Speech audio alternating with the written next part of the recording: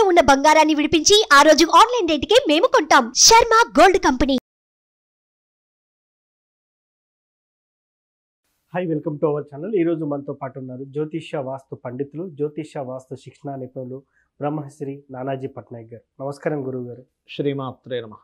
Sir, Akshaya Tritiya మే 10వ తేదీన అక్షయ తృతీయ ఉంది. చాలామంది బంగారం కొనొద్దు, వెండి కొనాలని అంటున్నారు. కొంతమంది నీకు నచ్చింది దానం చేస్తే అది 10 రెట్లు తిరిగి వస్తుంది అని అంటున్నారు. సో దీంట్లో ఏం చేయాలి, ఏం చేయకూడదు? ముఖ్యంగా అక్షయము అంటే క్షయము కానటువంటిది. సింపుల్గా అర్థం చేసుకోవాలి. ఎందుకు క్షయం కాదు? ఆ రోజు ఉండేటువంటి తిథి ఎలా ఉంది, ఆ రోజు ఉండేటువంటి ప్లానటరీ పొజిషన్స్ ఏమిటి అనే దాని మీద మన మహర్షులు దాని మీద అధ్యయనం చేసి ఈరోజు ఇది చేసుకుంటే బాగుంటుంది అనేటువంటి చెప్పారు. అయితే బంగారం కొనుక్కోవడం దోషమేమి కాదు, హ్యాపీగా కొనుక్కోండి, తప్పేం లేదు దానివల్ల. కాకపోతే ఆ రోజు కొనుక్కోవాలనే సిద్ధాంతం ఏమీ లేదు అనేటువంటిదే చెప్తూ ఉంటారు శాస్త్రాల్లో కూడా. నాట్ మ్యాండేటరీ ఏం కాదు, మీరు కొనుక్కోండి, తప్పేం లేదు. అంటే వీళ్ళ ఆలోచన ఏమిటంటే బంగారం కొనుక్కుంటే కాస్త ఆ రోజు కొనుక్కుంటే ఎప్పుడు కొనుక్కుంటూ ఉంటాం కదా. ఎప్పుడు కొనుక్కుంటామంటే ఏమిటి దాని అర్థం? మనం ఫైనాన్షియల్గా బాధపడకుండా ఉంటాం కదా అని ఒక చిన్న ఆశతో కొనుక్కుంటారు, తప్పే ఉందండి అందులో. సో కొనుక్కునే వాళ్ళు కొనుక్కోండి. కాకపోతే ఏం చేయాలి అంటే ఆ రోజు శాస్త్రంలో చెప్పినటువంటిది మనం చూడండి. ఇప్పుడు ఉన్నాము, ఈ మనుష్య జన్మలో ఉన్నాము. నీళ్ళు కావాలంటే పోయి కొనుక్కొని వస్తాం, 20 రూపాయల బాటిల్, లేకపోతే ఇంట్లో ఆఫీస్లో ఉన్నది ఇంట్లోనూ తాగుతాం. వేరే జీవికి వాటర్ కావాలంటే పరిస్థితి ఏంటండి? అవును, ఒక పక్షిగా పుట్టాడు ఎవరో, ఈ జన్మ అయిపోయి పక్షిగా పుట్టాడు మనిషి. వాటర్ కావాలంటే ఎంత కష్టం అనుకుంటున్నారు? అవును. అసలు ఎక్కడుందో ఇన్ఫర్మేషన్ లేదు. వాటర్ ప్లేసెస్లో ఉండే పక్షులకైతే పర్లేదు, కానీ మామూలుగా సిటీలో ఎక్కడ దొరుకుతుంది? దాహంతో అలమటించిపోతుంది. ఏ జీవరాశికైనా కూడా వాటర్ ఈజ్ మోస్ట్ ఇంపార్టెంట్. కాబట్టి నువ్వు ఈ జన్మలో మనిషిగా పుట్టావు, రేపొద్దున నువ్వు చిలకగా పుడతావో, పక్షిగా పుడతావో, లేకపోతే ఇంకోటి ఏదో సర్పంగా పుడతావో మనకు తెలియదు. దాహం అయితే వేస్తుంది ప్రతి జీవరాశికి. ఇట్లాంటి ఎండాకాలం ఇంకా అలమటించిపోతాడు. అలాంటప్పుడు నువ్వు గనక ఈ అక్షయ తృతీయ నాడు గనక నువ్వు నీటి కుండని దానంగా ఇచ్చినట్లయితే, నీరు పోసి ఇచ్చినట్లయితే, నీకు ఏ జన్మ ఎత్తినా కూడా ఒకటి నీటికి లోటు ఉండదు, ఓకే, మానసికంగా పడే ఇబ్బందికి లోటు ఉండదు. ఎందుకంటే నీరుకి కారకుడు చంద్రుడు. కాబట్టి నువ్వు ఏ జన్మ ఎత్తినా, ఇప్పుడు చూడండి, మనం ఎన్ని డబ్బులున్నా మానసికంగా ఇబ్బంది పడుతున్నాం అనుకోండి, ఏం లాభం? ఎన్ని బిల్డింగ్లు ఉంటే ఏం లాభం అండి, ఎన్ని కార్లు ఉంటే ఏం లాభం అండి అంటాం, అంతే కదా. మానసికంగా మనకి స్ట్రెస్ సరిగ్గా లేదనుకోండి, ఉద్యోగం మానేస్తాడు మనిషి. నాకు ఇక్కడ మెంటల్గా బాగాలేదంటాడు. అంటే మనసుకు అంత ప్రాధాన్యత ఉంది. చంద్ర సంబంధించినటువంటి దానం ఏదైతే ఉందో మీకు మానసిక ప్రశాంతతనిస్తుంది. అందుకని ఏం చెప్పారంటే శాస్త్రంలో, నీటి కుండని దానంగా ఇవ్వయ్యా. ఓకే, ఆ నీటి కుండని ఇంత కుండ తీసుకొని అందులో వాటర్ పోసి దాని మీద ఒక మూత పెట్టి దాని మీద కొన్ని సుగంధ ద్రవ్యాలు అంటారు, యాలకులు, ఇట్లాంటి మనం వంటలో వాడేటువంటి ఆ ద్రవ్యాలు పెట్టి దాంతోపాటు దానంగా ఇవ్వాలి. ఆకు ఒక్క కొంచెం ఏదైనా కొంచెం ద్రవ్యం 101 రూపాయలు వాళ్ళ స్తోమతను బట్టి ఓకే, దానంగా ఇవ్వాలి. ఇది యాక్చువల్ ప్రాసెస్. ఇలా కాకుండా ఇంకొకటి కూడా ఉంది దీంతో పాటు చేయవలసింది. ఏమిటది అంటే, మనం ఈ జన్మలో కొన్ని అనుభవిస్తూ ఉంటాం. అంటే ఎలాంటివి? ఉద్యోగం లేదనో, వివాహం అవ్వట్లేదనో, లేకపోతే ధనం సంపాదించలేకపోతున్నామనో, లేకపోతే అనారోగ్యంతోనో, రకరకాలు ఉంటాయి.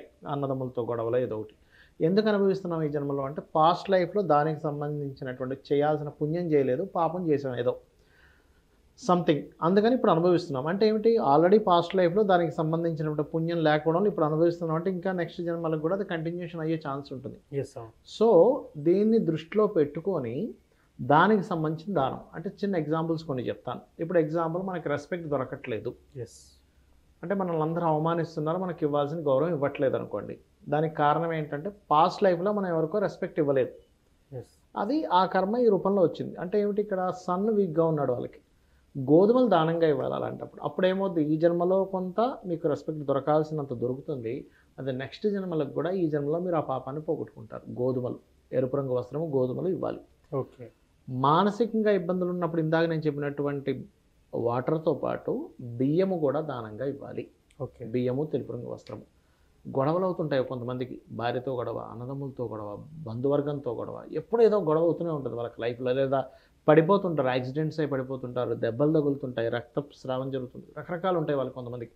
అటువంటి వారికి కుజుడు పాడై ఉంటాడు జన్మజాతకంలో. అలాంటి వారు కందులు దానంగా ఇవ్వాలి అక్షయ తృతీయ నాడు ఈ కుండతో పాటు. ఓకే.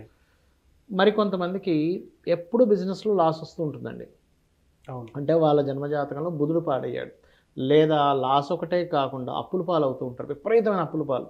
అలాంటి వాళ్ళ జాతకాల్లో మీరు గమనించండి, ఎవరి జన్మ జాతకంలో అయినా ఎక్కువ అప్పులు అవుతున్నాయంటే బుధుడు పాడైపోయి ఉంటాడు, because of natural 6th lord కాబట్టి.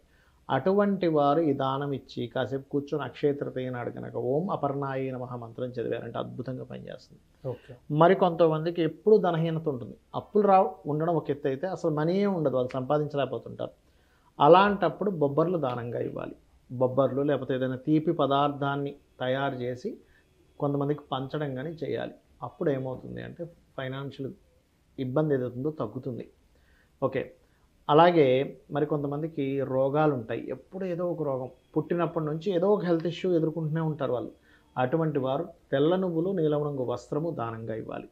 మరి కొంతమందికి ఎప్పుడు ఒక ఇమాజినేషన్లో ఒక భయంలో బ్రతుకుతూ ఉంటారు, అంటే ఏ స్టెప్ వేయాలన్న భయం, ఎటువంటి కాన్సిక్వెన్సెస్ ఎదుర్కోవాల్సి వస్తుంది, ఎందుకంటే వాళ్ళ లైఫ్లో అటువంటివి ఎదుర్కొని ఉంటారు ఆల్రెడీ. చాలా చూశాను సార్, చాలా ఇబ్బంది పడ్డానండి, నాకు ఈ లైఫ్లో అసలు నేను ఏ స్టెప్ వేయాలన్న భయంలోకి వెళ్ళిపోయానంటారు. అలాంటి వాళ్ళు మినుములు దానంగా ఇవ్వాలి. అంటే రాహుగ్రహం ప్రభావం బాలేదు వాళ్ళ దగ్గర. మీరు గమనించండి, ఇప్పుడు ప్రజెంట్ మీన రాశి వారికి, మీన లగ్నం వారికి రాహు లగ్నంలో సంచరిస్తున్నాడు. ఇందాక కూడా ఒక కాల్ మాట్లాడాను, ఆయన ఒకటే అంటున్నాడు, అవసరం మీరు చెప్పింది కరెక్టే, నాకు అసలు ఏం చేయాలన్న భయం పిచ్చి పిచ్చిగా ఉందన్నాడు, బికాజ్ ఆఫ్ రాహు యొక్క ప్రభావం వల్ల. అలాంటి వాళ్ళు మినుములు దానంగా ఇవ్వాలి, దుర్గా ఆరాధన చేయాలి. కొంతమందికి ప్రతిదీ ఆటంకమే, మీరు ఏం చేయాలన్నా ఆటంకం ఏర్పడుతూ ఉంటుంది, సమస్య ముందే మొదలవుతుంది. అసలు ఏదో షాప్ పెడదాం అనుకుంటున్నాం, దానికంటే ముందు ఇంకోటి ఇంట్లో ఏదో అవుతుంది, లేకపోతే ఇంకోటి ఏదో అవుతుంది, ఇంకోటి అసలు ముందుకే కదలదు. ఎందుకు? పాస్ట్ లైఫ్లో ఇంకొకడు ఎవరో ఏదో చేయబోతుంటే ఈయన అడ్డం పడ్డాడు, పోయి పుల్ల పెట్టాడు, ఆ పుల్ల పెట్టాడు, భలే వాడు పుల్ల పెట్టాడు, ఇక్కడికి ఆ పుల్లలు వచ్చన్నీ పడతాయి. అందుకని ప్రతిదీ కర్మే వేధిస్తూ ఉంటుంది. 100% కర్మే, అందులో డౌట్ లేదు. సో ఆ కర్మ మీకు తగ్గాలి అంటే ఉలవలు దానంగా ఇవ్వడము, గణపతి ఆరాధన చేయడం, ఇవి ఈ పర్టికులర్ అంశాల్లో ఏ అంశం మీద మీరు ఇబ్బంది పడుతున్నారో చూసుకొని దీనికి సంబంధించినటువంటిది. లేదా ఒక్కోసారి వివాహం అవ్వదు, ఉలవల దానము బొబ్బర్లు దానం ఈ రెండు కలిపి ఇవ్వాలి కొంతమంది. అలాగా మీకున్న సమస్య ఏంటి, దానికి సంబంధించినటువంటి దాన్ని దానంగా ఇవ్వడం, ఈ కుండ దానంగా ఇవ్వడం చేయాలి.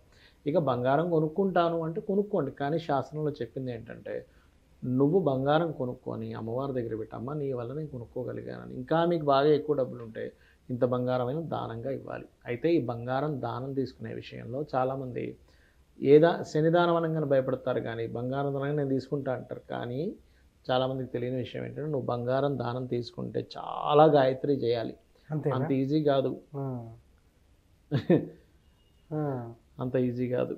బంగారం నీవు తీసుకుంటున్నావంటే చాలా గాయత్రి చేయాలి, శనికి చేసేదానికంటే కూడా ఎక్కువ చేయాలి. ఈజీగా ఊరకనే తీసేసుకొని జోలు పెట్టుకుంటా అంటే కుదరదు. ఎందుకు సార్ అలా? అయ్యో ఏమనుకుంటున్నారు మీరు, మీకు ఒక దానం వచ్చిందండి, వచ్చింది మీరు తీసుకున్నారంటే ఆ కర్మ మీరు తీసుకుంటున్నారు, అతనికి గురుబలాన్ని ఇచ్చేస్తున్నారు, మీరు దేవతా అనుగ్రహాన్ని ఇస్తున్నారు, మీరు దానం తీసుకున్నారంటే. మరి దేవతా అనుగ్రహం గురుబలం మీకు మళ్ళీ పెరగాలిగా. అవును. గురువుకు సంబంధించిన మెటీరియల్, గురువు రవికి సంబంధించిన మెటీరియల్, అంటే మీలో ఉండే తేజస్సు బంగారం ద్వారా, అంటే రవి ద్వారానో గురు ద్వారానో వస్తుంది. దేవతానుగ్రహం గురు ద్వారా, తేజస్సు రవి ద్వారా వస్తుంది. అందుకే తేజస్సుగా ఉంటుంది బంగారం, తేజోవంతంగా ఉంటుంది. ఆ దాన్ని మీరు తీసుకున్నారు, ఆయన ఇచ్చేసాడు మీకు దానంగా, మీకు ఆ ఎనర్జీ, అంటే ఆ ఎనర్జీని పొందాడు, మరి మీ మళ్ళీ ఎనర్జీ పొందాలిగా. అందుకని జపం చేసుకోవాలి. త్రికాల సంధ్యావందనం చేసే వాళ్ళకి ఇస్తే మంచిది అది. ఓకే, అది. సో ఫైనల్లీ అక్షయ తృతీయ రోజు మీరు చెప్పిన అంశాలు పాటిస్తే లైఫ్ అంతా కలర్ఫుల్ ఖచ్చితంగా బాగుంటుంది. Thank you sir, thank you. శ్రీమాత్రే నమః. చూశారు కదా, అక్షయ తృతీయ రోజు ఏం చేయాలనేది గురువుగారి మాటలో విన్నాం. ఇది వాటి కార్యక్రమం, మరో కార్యక్రమం మళ్ళీ కలుద్దాం. Thank you. సుమన్ టీవీలో మీ పర్సనల్ అండ్ బిజినెస్ ప్రమోషన్స్ కోసం కింది నెంబర్కి కాంటాక్ట్ చేయండి.